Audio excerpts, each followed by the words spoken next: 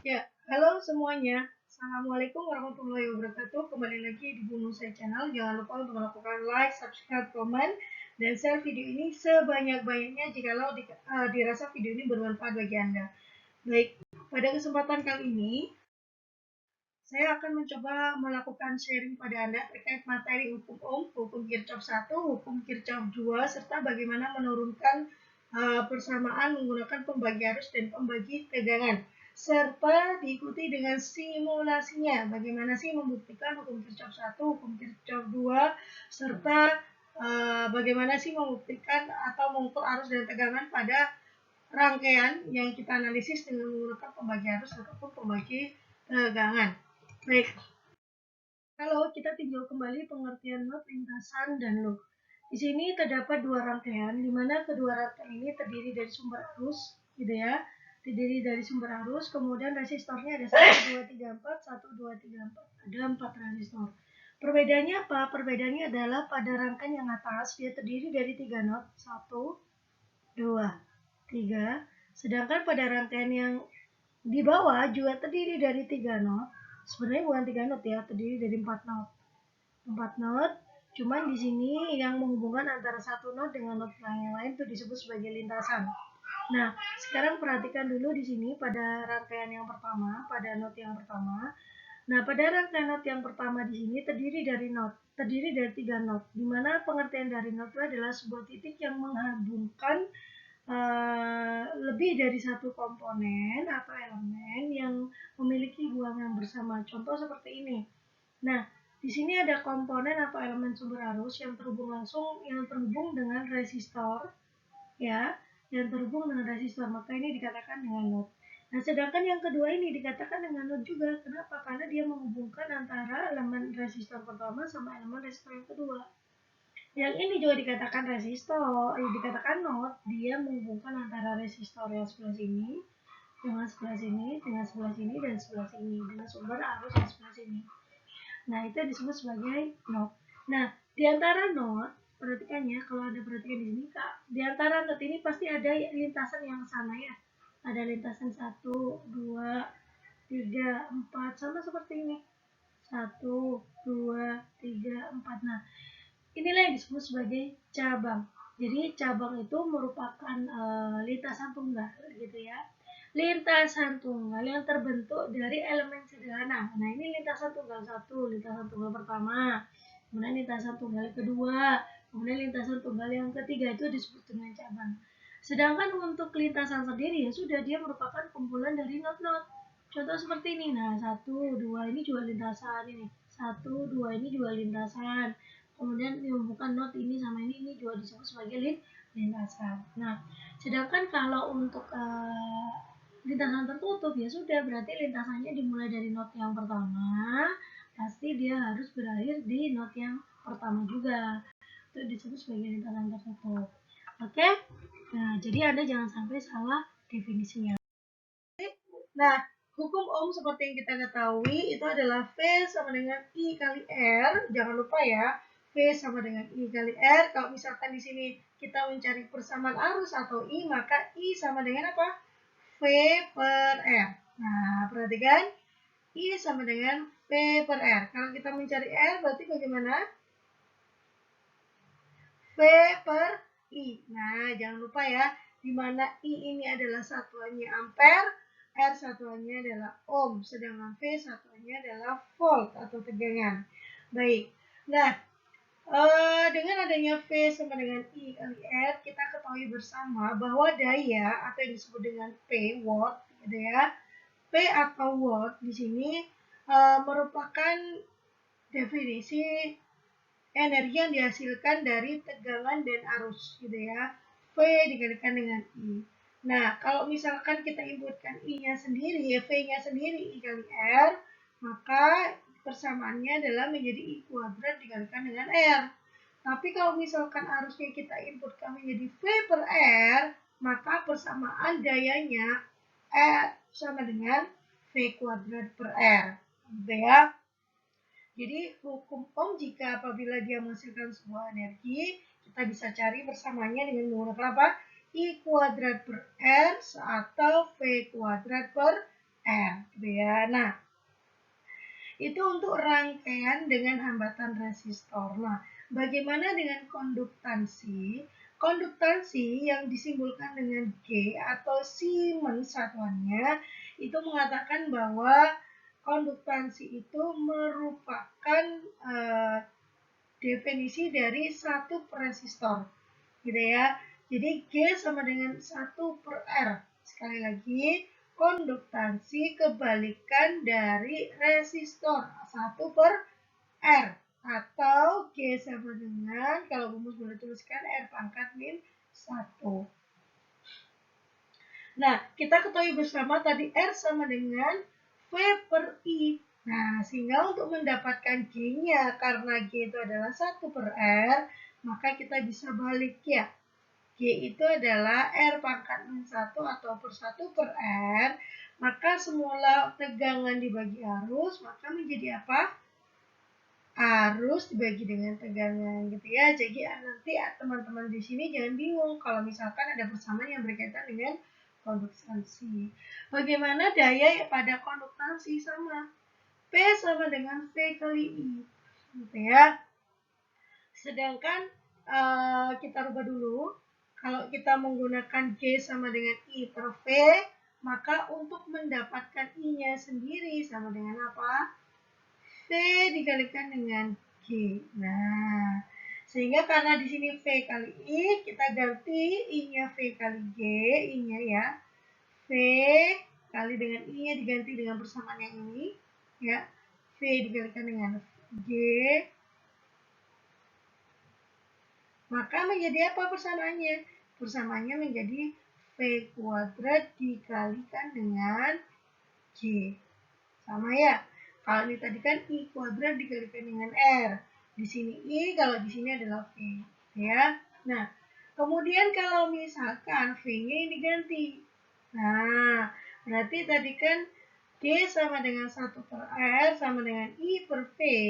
Sedangkan untuk mendapatkan I-nya adalah V kali G. Untuk mendapatkan V-nya di sini sama dengan apa? I per G.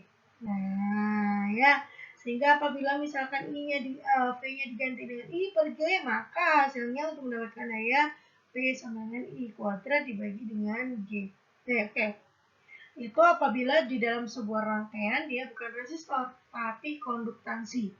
Gitu ya. Jadi hambatan R-nya itu digantikan dengan konduktansi. Satuannya biasanya Siemens.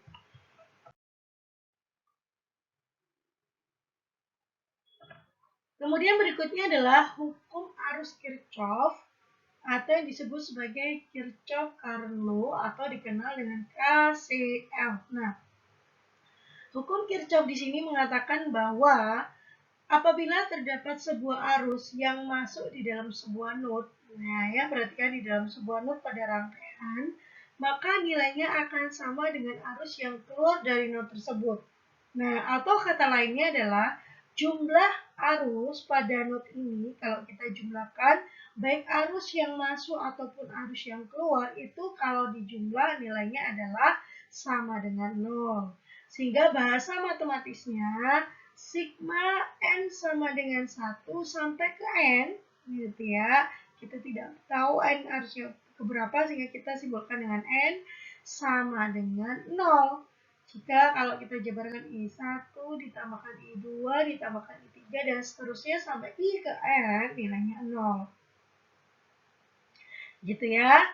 Nah, atau bisa kita simbolkan arus masuk sama dengan arus yang keluar. Jadi kalau misalkan pada gambar ini arus masuknya ada 2, maka nilai jumlah dari kedua arus masuk ini harusnya sama dengan arus yang keluar. Ya, oke kita langsung ke contoh. Perhatikan di sini. Nah, misalkan saya mempunyai sebuah rangkaian, ya hambatannya kita tutup dulu, di mana di dalam satu rangkaian ini ada titik 1, kemudian titik 2, kemudian titik 3, kemudian titik 4, kemudian titik 5. Nah, di mana di masing-masing cabang ini ada arus I1, ada arus yang sudah diketahui, ada arus yang sudah diketahui. Nah, sekarang tugas kita adalah mencari arus yang belum diketahui. Contohnya pada node yang pertama. Not yang pertama ada arus yang masuk. Nah, ini ya, ada arus yang masuk di sini. Perhatikan ya. Ada arus yang masuk I1. Kemudian ada arus yang keluar 60 mA sama 20 mA. Sehingga kalau kita ingin mencari I1 kan yang masuk ya. Sedangkan yang keluar adalah 60 mA ditambahkan dengan 20 mA. Nah, karena sesuai dengan hukum Kirchhoff yang arus, maka jumlah I1 sama dengan jumlah arus yang keluar. 60 ditambah 20 mA. Jadi berapa? 80 mA. Nah, ini sudah Rumus tuliskan di sini. Itu pada not yang pertama. Nah, kita cek lagi pada not yang kedua. Nah, perhatikan. Not yang kedua di sini, itu ada arus I1 tadi yang sudah kita cari sebesar 80 ampere ya, 80 mA. Dia keluar. Nah, pada cabang yang kedua, dia juga mendapatkan arus yang masuk I4. Dan juga ada arus yang keluar I6. Ya. Nah, karena yang diketahui baru I1, I4, dan I6 belum diketahui, maka kita boleh tuliskan I4 yang keluar sama dengan yang masuk. Ini I1 yang keluar, yang keluar adalah I1 dan I6, maka kita totalkan nilainya sama dengan arus I4. Maka persamaan pada cabangan kedua sama dengan I4 sama dengan I1 ditambahkan dengan I6. I1-nya 8, I6-nya kita sedang cari. Ya. Nah, sekarang kita pindah lagi ke not 3. Perhatikan di sini, ada not 3. Pada not 3 ada arus yang masuk 60 mA. Apakah ada lagi yang masuk? Kita cek. Oh, ada lagi. Arus yang masuk adalah I5.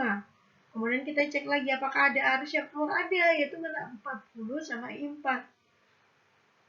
Nah, di sini kita bisa dituliskan I3 sama dengan 60 mA yang masuk sama ditambahkan dengan I5 yang masuk, karena nilai I5 belum tahu, sama dengan 40 mA yang keluar ditambahkan dengan I4 arus yang keluar dari not 3. Sehingga persamaan dari not 3 sama dengan 60 mA ditambahkan dengan I5 sama dengan 40 mA ditambahkan dengan berapa? Arus 4. Ya. Kita lewati dulu karena belum diketahui. Nah, sekarang kita coba ke not keempat. Not keempat ada arus masuk 20 mA, ada arus yang masuk lagi 30 mA, tapi di sini ada arus yang keluar yaitu I5. Maka dengan adanya not 4, kita bisa mendapatkan nilai I5. I masuknya 20 ditambah 30. Maka I5 totalnya adalah 50 mA. Karena I5 sudah ketahui, maka untuk mendapatkan I5 pada not 3, kita kembali lagi ke persamaan not 3. I5-nya 50, maka ini diganti dengan 50 mA sama dengan berapa? 60 ditambah 50 mA sama dengan 40 mA ditambahkan dengan I4. Sehingga untuk not 3 adalah I4 ditambah 40 mA sama dengan 60 tambah 50, 110 mA. Nah, sehingga I4-nya berapa? I4-nya adalah 110 dikurangi 40 sama dengan 70 mA. Maka I4 yang ada pada not 3 dia sebesar 70 mA. Nah, sedangkan pada not 2 I4 itu adalah nilainya yang dicari ya. I4 sama dengan 80 mA ditambahkan dengan I6. Gitu ya. Sedangkan I4-nya kita sudah tahu, maka untuk mendapatkan ini yaitu 70 mA sama dengan I1-nya sudah tahu yaitu 80 mA. Kemudian sama dengan apa?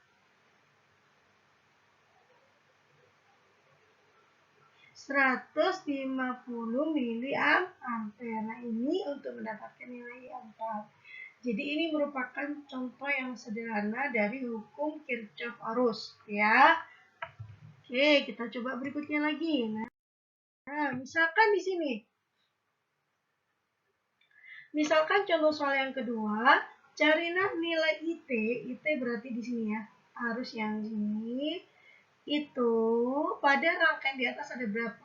Sedangkan di sini ada arus 10 mA, ada 40 mA, ada berapa? 20 mA. Perhatikan. Misalkan di sini saya ambil titik yang ini ya.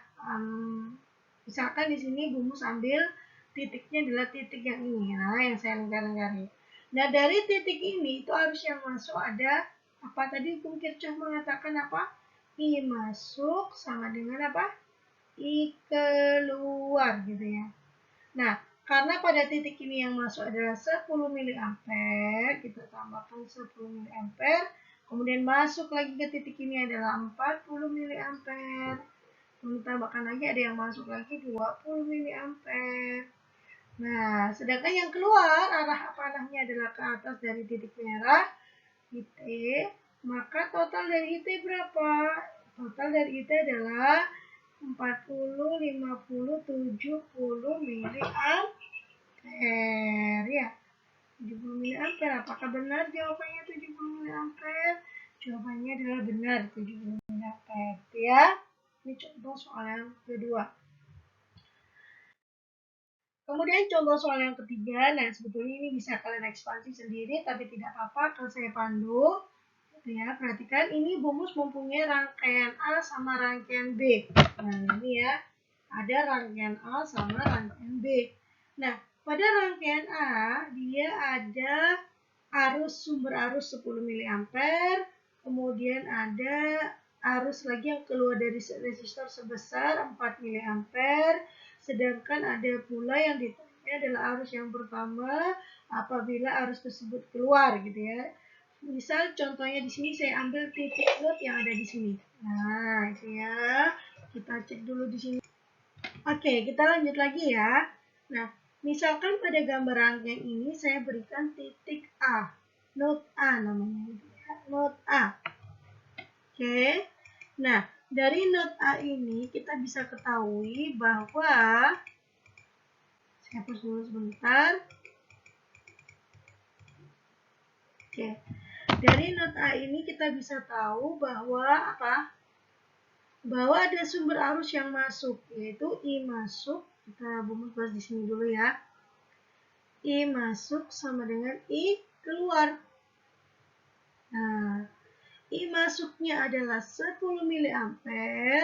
Perhatikan ya, masuk-masuk di sini itu adalah arus yang masuk pada node A.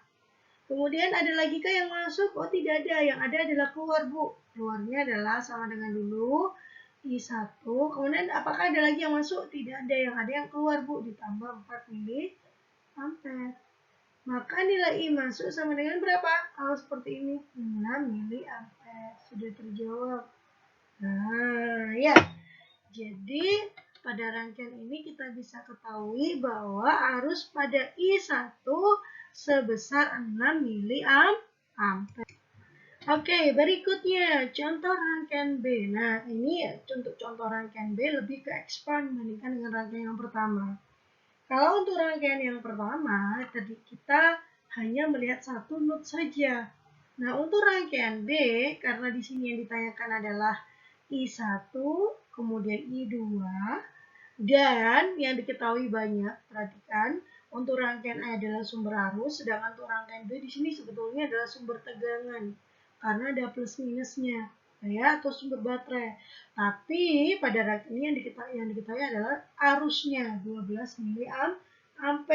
Jadi meskipun sumbernya itu adalah bukan tanda panah ke atas, tapi plus minus, yang diketahui adalah sumber arus. Jadi yang terbaca adalah sumber arus. Oke. Baik, pada rangkaian ini akan saya beri lingkaran 1, kemudian lingkaran 2. Saya mulai dari saya kasih note ya, A sama B ya, bukan 1, 2 lagi, supaya tidak bingung. Pada node B, perhatikan di situ ya, pada node B, perhatikan, terdapat arus yang masuk yaitu 12 mA. Hati-hati I masuk sama dengan I keluar, 12 mA. Kemudian kita cek lagi apakah ada yang masuk lagi pada node B ini. Oh, tidak ada. Apakah ada lagi pada ini di sebelah sini? Oh, tidak ada. Yang ada hanyalah arus yang keluar. Sehingga kita sama dengan arus yang keluar itu adalah I1 ditambahkan dengan 4 miliampere. Ya, ini yang keluar ya dari node B. Sehingga I1-nya berapa? I1-nya adalah 8 miliampere. Nah, udah ketemu untuk I1. Nah, kemudian berikutnya sekarang. Nah, pada node B. Node B-nya bagaimana, Bu? Nah, coba perhatikan di sini ya. Saya coba ganti warna.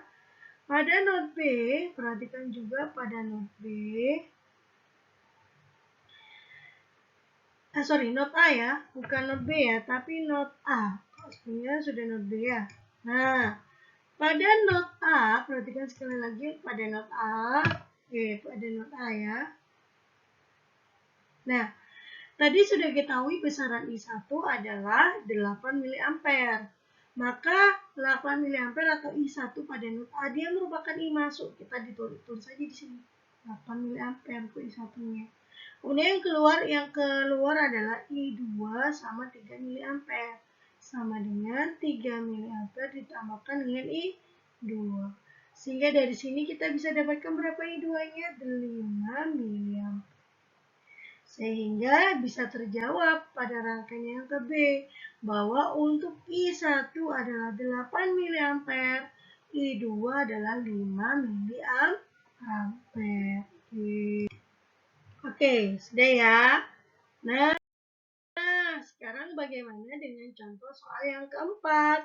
Kita bahas saja langsung ya, supaya nanti teman-teman semua di sini ada gambaran ya. Nah, pada contoh soal yang keempat, di sini ada dua rangkaian A dan rangkaian B.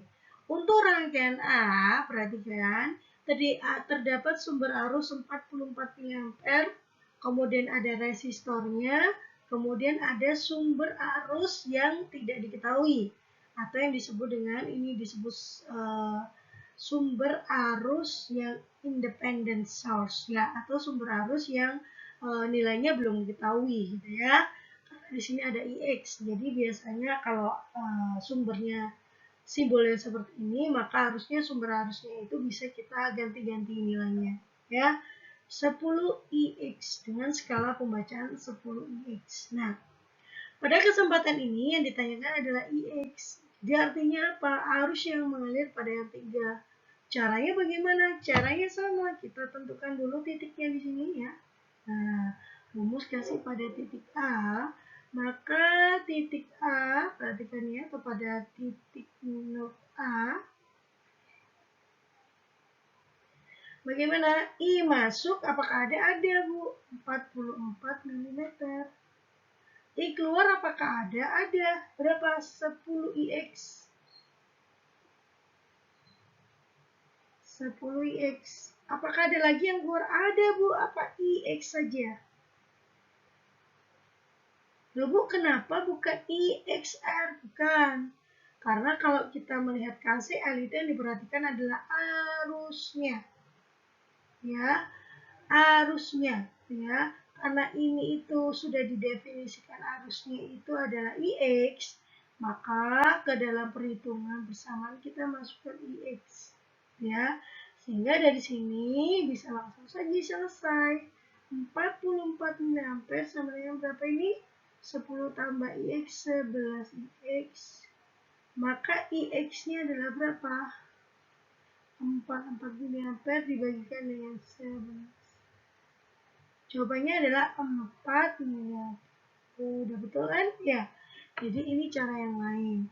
Dengan diketahui sumber independent source-nya ya. Oke.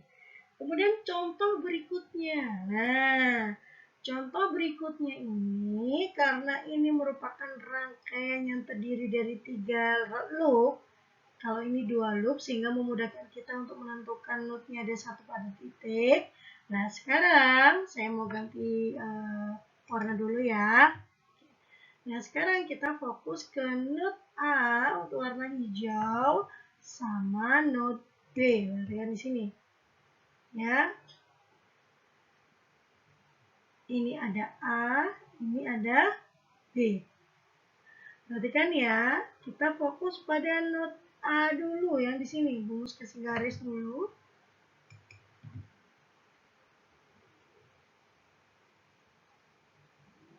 Nah, pada not A untuk rangkaian yang kedua atau rangkaian yang ke B, di sini kita ketahui bahwa ada arus yang masuk sebesar berapa? 10 IX.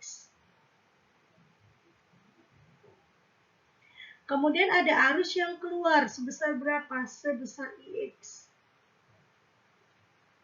Nah, terus di sini bagaimana Bu? Arus kan ada yang masuk, kemudian ada yang keluar. Yang di sini bagaimana nih cabang dari sini Bu? Jadi cabang ada di sini bagaimana? Nah, misalkan kita definisikan dengan masuk atau keluar boleh, terserah Anda mau yang mana. Kalau misalkan dia keluar dari node tidak apa-apa. Misalkan di sini kita simbolkan dengan IA. Nah ya, maka karena dia merupakan arus yang keluar, maka berada di sini IA. Oh, belum bisa kejawab karena IA belum tahu. Jadi bagaimana? Kita tengok lagi di node yang ke B. Arus yang masuk itu adalah IA. Arus yang keluar itu adalah 120 mA. Kemudian apakah ada lagi yang masuk? Ada, yaitu 12 mA. Berarti IA ditambahkan dengan 12 mA ya. Karena ada yang masuk tuh ya. Maka ditambahkan dengan IA tambahkan dengan 12 mA. Ya. Betul ya? Oke, sehingga IA di sini adalah berapa? 120 dikurangi 12, maka IA-nya adalah 108 mA. Apakah sudah selesai? Jawabannya belum. Karena IA 128 mA ini perlu kita substitusikan ke persamaan not B tadi. Oke. Nah, karena IA-nya 108, maka kita inputkan dulu di sini ya, IX tetap, kemudian ditambahkan dengan 108 mA, 10 IX. Ya, sehingga kita kumpulkan jadi satu, IX sama dengan IX ya, dipindah ke sana jadi tinggal 9 IX, 108 dibagikan dengan 9. Jawabannya berapa? 12 mA seperti yang ada di sini. Nah, terjawab sudah. Jadi artinya apa? Kalau kita menuntutkan hukum Kirchhoff arus, maka kita tentukan dulu notnya, kemudian kita gambarkan arah arus yang masuk dan arah arus yang keluar. Kemudian setelah itu baru kita buat persamaannya ya. Jadi untuk mendapatkan hukum Kirchhoff arus ya atau Kirchhoff current law-nya yang pertama kita cek adalah cek node-nya dulu. Nah, node-nya ada berapa? Kalau node-nya sudah tahu, baru kita gambarkan arusnya. Ya, yang seperti bungus coret-coret ini. Kalau sudah, baru kita tentukan persamaannya. Arus yang masuk sama dengan arus yang keluar. Maka dengan begitu, kita bisa mendapatkan nilai-nilai arus dari node yang diketahui atau node yang ditanya.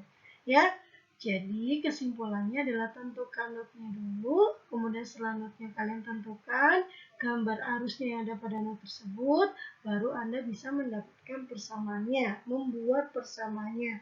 I masuk sama dengan I keluar. Oke, baik, video kali ini untuk KCL sampai di sini. Nanti dicek lagi pada video berikutnya terkait KWL. Oke?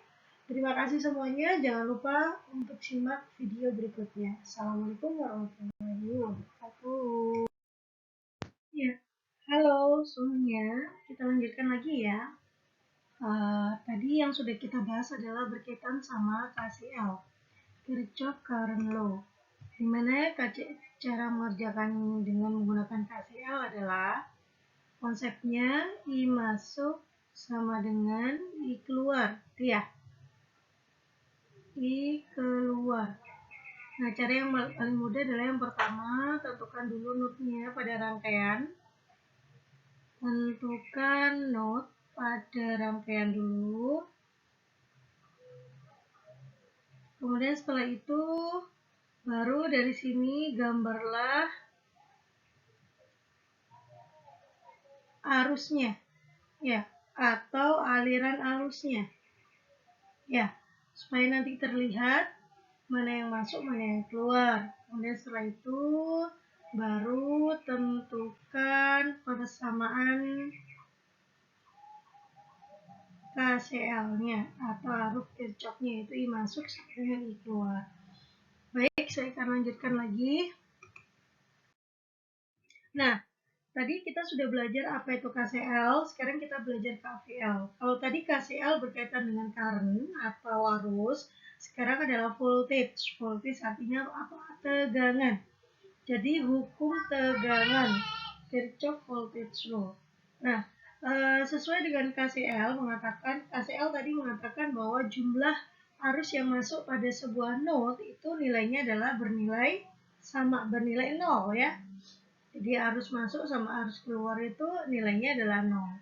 Nah, tapi kalau untuk KVL itu artinya apa? Jumlah arus bukan node lagi, tapi dia lebih mengarah kepada lintasan tertutup ya. Dan biasanya di sini dia sumber tegangan. Kalau KCL kan biasanya di sini sumber arus ya. Sumber tegangan di mana fokusnya itu adalah pada lintasan tertutup. Sehingga untuk KVL mengatakan bahwa jumlah tegangan yang berada pada lintasan tertutup ini jumlahnya adalah 0. Sehingga kalau misalkan saya gambarkan di sini ada tegangan pada R1, katakanlah di sini tegangan sumbernya, maka jumlah dari tegangan sumber ditambah dengan tegangan tadi R1 itu nilainya 0. Oke, perhatikan di sini. Nah, ini langsung saja ke contoh ya. Jadi KVL ini nanti lebih mengarah ke atau lebih memfokuskan pada rangkaian yang lintasan tertutup. Contoh di sini, saya punya sumber tegangan ada 1, 2, 3, ada 3 sumber tegangan. Kemudian di mana di antara sumber tegangan ini ada resistor R1, R2, R3, dan R4. Kemudian ada titik atau node, ada titik A, kemudian titik B, kemudian titik C, kemudian titik D, kemudian titik E. Titik E, kemudian titik F. Jadi ada 6 titik atau node. Nah, cuma di sini kita fokusnya bukan hanya pada node lagi, tapi fokusnya kita lebih kepada lintasannya. Nah, karena ini terdiri dari 2 loop atau 2 rangkaian, maka kita bisa tentukan yang pertama adalah loop yang pertama, loop 1. Kemudian untuk yang loop besar atau ringkanan yang besar adalah loop 2. Gitu ya. Nah, loop 1 dan loop 2. Loop 1 kita bisa sebut dengan loop A, B, E, F, kembali lagi ke A. Jadi dimulai dari A, kemudian dia juga kembali ke A. Namanya adalah A, B, E, F, A, itu loop 1. Kemudian berikutnya adalah loop kedua, kita bisa sebut dengan B, C, D, kemudian F, E, B. Gitu ya. B, C, D, kemudian F, E, B. Jadi ini loop yang kedua. Apa? Loop yang kedua. Oke. Nah, untuk loop yang ketiga adalah nanti rangkaian atau yang ada di tengah ini kita lepas sehingga loopnya menjadi A, B, C, D, kemudian F, A. A, B, C, D, kemudian kembali lagi ke A. Ya, jadi ada 3 loop. Jadi nanti pada gambar rangkaian ini di contohnya ada loop kecil yang pertama, loop kecil yang kedua, kemudian yang ketiga adalah loop besar. Jadi yang tengah-tengah ini tidak ada loop, kita lepas kemudian menjadi loop besar. Nah, sekarang kita perhatikan terlebih dahulu pada loop yang pertama. Pada loop yang pertama dia terdiri dari sumber tegangan plus minus ini sekitar 24 ya. Ini tertutup 24 volt. Nah, kemudian ada R1, kemudian ada R4, kemudian ada 16 volt. Nah, Untuk bagaimana jalannya loop ini, biasanya kita mengarah kepada searah jarum jam atau berlawanan. Jarum jam. Nah, tapi biasanya di sini Bu Musai menggunakan yang searah jarum jam.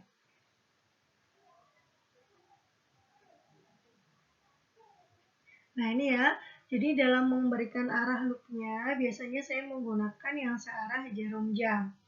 Nah, karena loop yang pertama hanya terdiri dari resistor yang pertama sama resistor yang keempat, sama sumber tegangan 16 volt dan sumber tegangan 24 volt, maka kita membuat arah loopnya adalah searah jarum jam begini, seperti tanda merah ini. Gitu ya.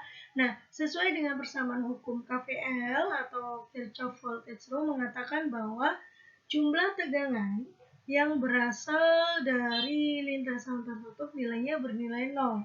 Sehingga kita mulai dulu karena dia perhatikan bisa dimulai dari pojok kanan atas atau bisa dimulai dari pojok kanan kiri bawah boleh. Terserah. Nah, sekarang kalau kesempatan ini pada contoh ini Bumus mulai dari pojok kanan paling atas. Jadi pemberian kutub positif dan negatif dari sebuah rangkaian dari resistor. Perhatikan resistor itu pasti punya nilai tegangan. Kita beri plus main, kemudian di sini ada plus main. Nah, sedangkan untuk sumber tegangannya kita biarkan saja mengikuti apa yang diketahui pada rangkaian. Jadi contoh di sini ya untuk loop yang pertama adalah plus 30 tegangan plus PR1 ya. Jadi loop yang pertama Bumus tulis ulang aja ya supaya nanti kalian ada gambaran di sini. Maka dimulai dari VR1 kemudian ditambahkan dengan langsung turun ke bawah VR4 kemudian turun lagi ke bawah minus 16 volt kemudian ke atas begini min 24 volt. Nah, perhatikan kalau misalkan kita membuat persamaannya untuk satuan volt-voltnya kita singkirkan dulu, kita sisihkan dulu gitu ya. Karena di sini ada simbol yang sama yaitu V artinya adalah tegangan pada R. Ya. Nah, sama dengan 0. Oke. Nah, kemudian untuk yang kedua untuk loop yang kedua sama arah harusnya adalah begini. Dimulai dari atas pojok sebelah kanan. Jadi tegangan R2 ditambahkan dengan tegangan R3 ditambahkan dengan 8 volt berdua ya. Yaitu tegangan pada R2 ditambahkan dengan tegangan pada R3 ditambah 8 volt, yang dituliskan voltnya, kemudian ditambahkan 16 volt. Nah, kemudian ditambahkan berapa? Hati-hati ya. Di sini plus minus di sini itu adalah arah atau pemberian polaritas atau pemberikan kutub positif dan negatif pada R4 ketika pada loop yang pertama. Nah, karena ini adalah resistor sebetulnya tegangan arah polaritasnya tidak diketahui atau bisa kita tentukan, maka kita bisa mengikuti pemberiannya adalah plus min, mengikuti pemberian arah polaritas plus minnya sesuai dengan kita. Jadi sesuai dengan searah jarum jam. Jadi contohnya seperti ini. Ini plus min untuk R2, maka setelah plus min lagi, kemudian kita cek apakah ada R, tidak ada. Oh, di sini ada R. Maka R4 pada loop 2 itu adalah polaritasnya dimulai dari plus dulu baru min. Nah, sehingga persamaannya adalah R2 plus R3 plus 8 plus 16 plus R4. Gitu ya. Plus R4 sama dengan 0. Ya. Jadi pemberian polaritasnya menyesuaikan dengan loop 2. Jadi R2 tambah R3 tambah 8 kurangi 16, keliru ya. Kurangi 16, kemudian tambahkan dengan VR4. Nah, kenapa begitu? Karena resistor yang ada di tengah-tengah ini sebetulnya dia berada di dua loop. Loop yang pertama sama loop yang kedua. Nah, pada loop yang pertama, dia polaritas yang paling atas adalah positif negatif. Pada loop yang kedua, polaritasnya dimulai dari positif dulu baru negatif. Gitu ya. Terbalik, tapi intinya sama. Gitu ya. Nah, kenapa kita membuat positif sama negatifnya berbeda di antara loop pertama sama loop yang kedua, supaya nanti memudahkan kita dalam mengenerate persamaan untuk KVL-nya. Ya, sehingga di sini Bu sarankan coba Anda untuk resistor yang double loop begini, coba polaritasnya menyesuaikan dengan arah loop pada masing-masing ketika loop tersebut berjalan. Gitu ya. Oke. Bu kalau misalkan begini apakah boleh? Oke, kita penamaan loop yang kedua ya. Nah, apakah misalkan begini Bu, VR2 ditambah dengan VR3 ditambah 8 ditambah 16, tapi polaritasnya pada R4 mengikuti polaritas ketika berada di loop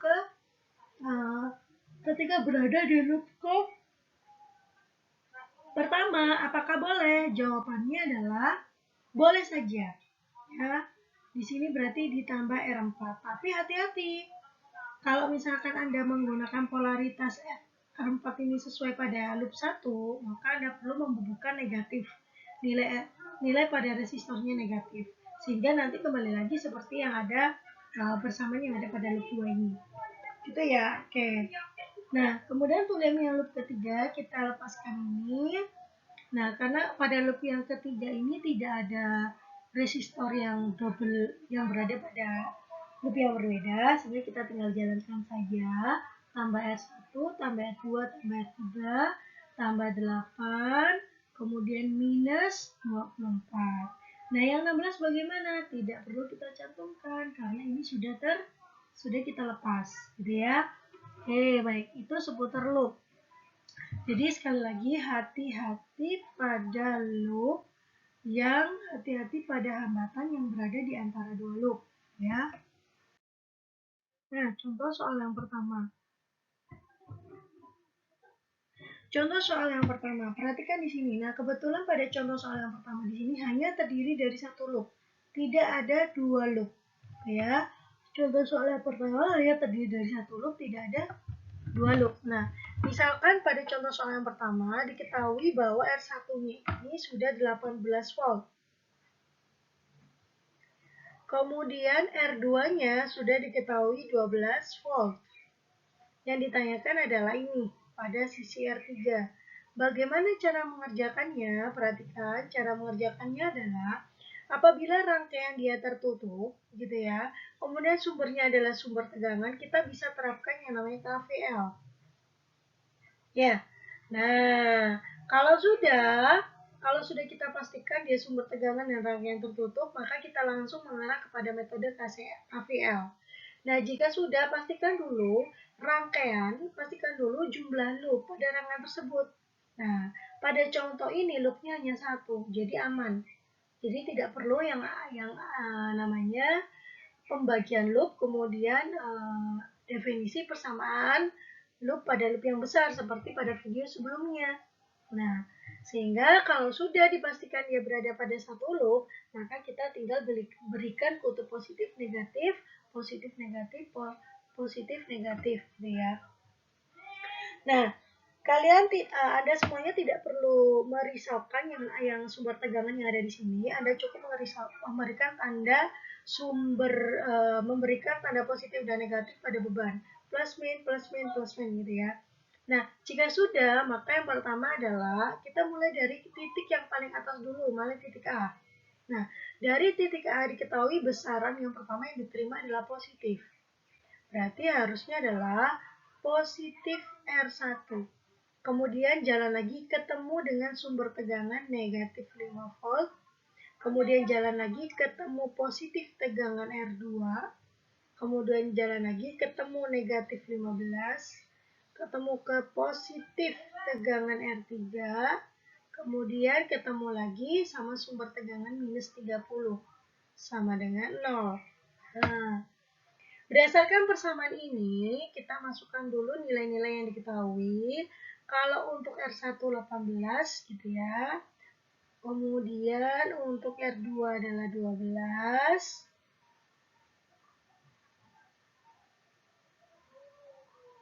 Nah, dari sini kita bisa ketemukan bahwa untuk tegangan pada R3 adalah 30 volt. Nah, gitu ya. Jadi ini pengerjaannya ini. Jadi kalau kita sudah membuat rangkaian ini, maka kita bisa tentukan bahwa untuk tegangan pada R3 adalah 30 volt. Sehingga, perhatikan ya, sehingga kita bisa tarik kesimpulan di sini, kalau untuk yang namanya KVL, caranya bagaimana? KVL, pastikan bahwa lintasannya itu adalah lintasan tertutup.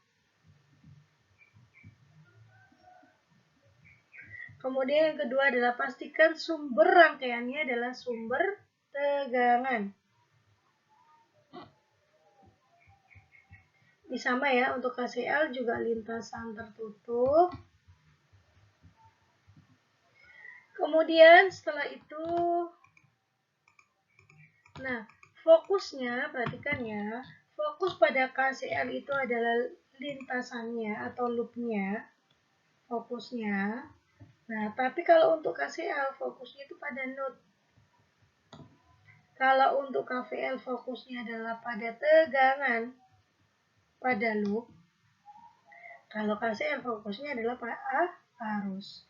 Sehingga hukum pada KCL adalah arus masuk sama dengan arus yang keluar pada node. Sedangkan untuk tegangan adalah jumlah tegangan, seluruh tegangan, jumlah tegangan seluruh komponen yang ada pada lintasan tertutup nilainya adalah 0. Nah, kemudian berikutnya adalah pastinya di dalam lintasan itu yang diketahui adalah sumber tegangan. Ini hukum tadi ya. Nah, kalau ini biasanya yang diketahui adalah sumber arus. Bedanya apa? Kalau sumber arus biasanya ada tanda panah ke atas, kemudian melingkar. Kalau sumber tegangan plus sama min. Ya. Kemudian nanti ending dari KVL persamaannya itu adalah